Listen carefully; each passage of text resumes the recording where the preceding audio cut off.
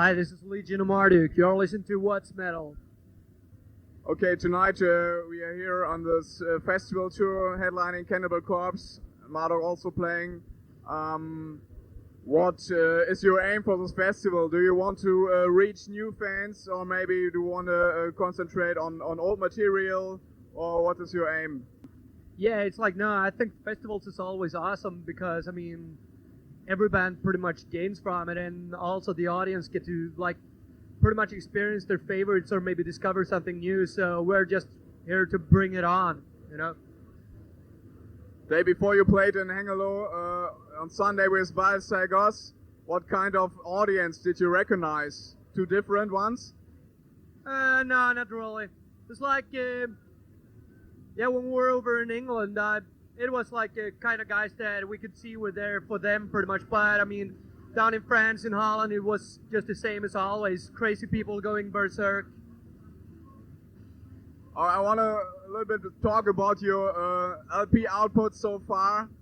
Maybe you say one or two words to each album regarding your sound. If you're satisfied with the record, the sound quality, and your general feelings about the album. Start with Dark Endless, your first LP. Yeah, I wasn't on that one, but I remember picking it up like even before it come out, and I mean, I thought it was cool, but not as good as the Fuck Me Jesus demo, actually. But it's like now in retrospect, it's like, it's a whole lot of cool shit to play live. There's always like some old favorites which works really well still, so yeah. And I believe your breakthrough album then was Those of the Unlight, the follow-up. Yeah, it's pretty much, I think that album, along with the first Dissection album, pretty much set the standards for what people came to appreciate as, like, yeah, and a few more from Norway, of course, like that Scandinavian black metal sound, pretty much. So, and yeah, it's still going strong. I mean, we still constantly do songs from Those of the Unlight whenever we tour. So, yeah. And then the follow-up was Opus Nocturne. Was it maybe a consolidation of your style, or were you just trying out different things already?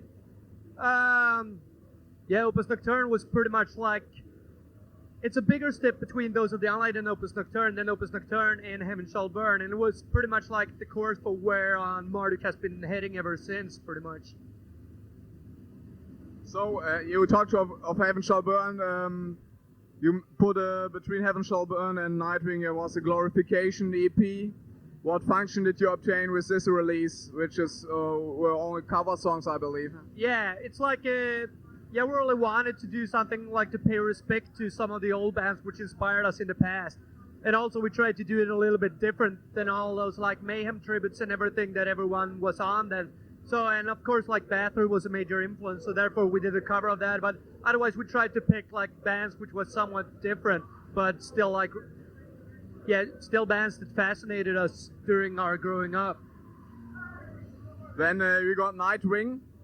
Yeah, it's like maybe a little bit more like atmospheric and melodic than Heaven Shall Burn, and also like we wanted to do it as like this kind of like, what should you say, conceptual album, so therefore we wrote the music a little bit differently to illustrate what the lyrics were all about pretty much, since like we headed for like a following story, just like as a fucking King Diamond album pretty much, you know.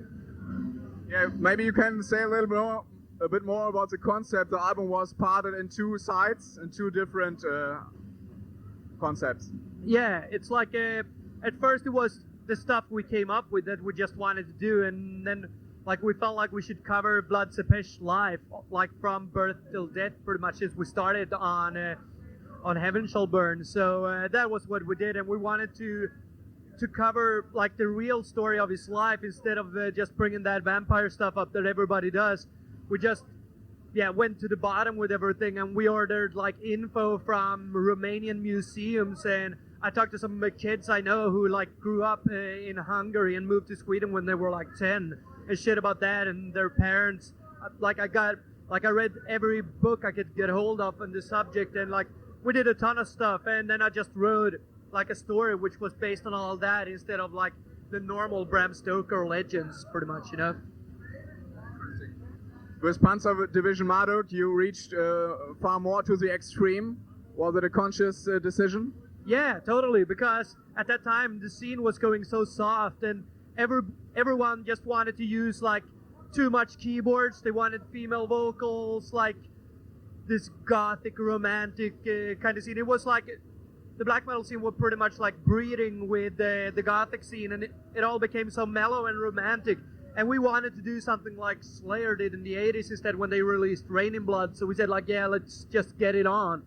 So therefore the album turned out like somewhat short, but it's such a fist in the face. It's like boom, and then it's over with. So yeah, that one is still like, yeah, a certain favorite for sure. I think it's really cool. So what conclusion did you draw out of Panzer Division Marduk for the songwriting process of your actual LP, Le Grand Dance Macabre?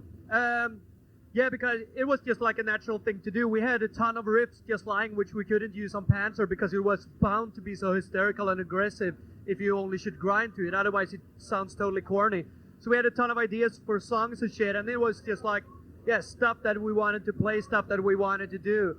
So, and I mean, the album is different from Panzer Division Marduk and from every other Marduk album for that sake too, but it's still very Marduk. But I think that is like the thing that has kept us like interesting to people for like 11 years now, almost 12, like next year. And that is that, like, no matter what, when we release a new album, it still sounds Marduk, but it's still gonna be different from the other releases.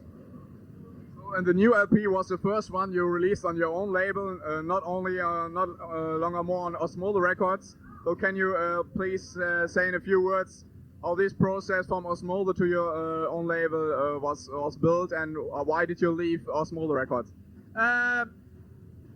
Yeah, pretty much. Like with the stuff we did, like at the end of our former contract, that contract was void. Like it was pretty much like he spit at us in the face after like a ton of years of working together, and like he still owes us royalties for like between 30 and 40,000 records and all the merchandise that there is to it. So we are thinking about suing him. But anyway, like since he did what he did and the contract anyway was over with, his option failed, and we just thought like, fuck this guy is not getting our next album. So therefore we got a ton of offers from like the normal metal labels and shit, but we knew that we've been in this for so long and we got like the motivation, the money, and like the connections to pull this off.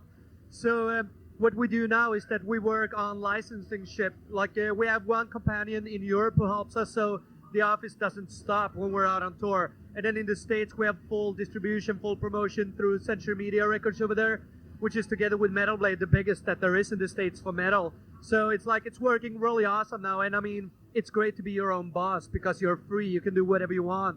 You call all the shots and you're in charge of everything. So, and that's really how we like it, because this is the only thing that we really want to do anyway, so why not do it full time?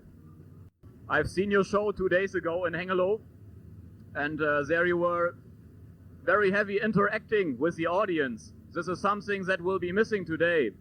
So, is that something that you personally miss? Now, you know, it's always like that out on tour.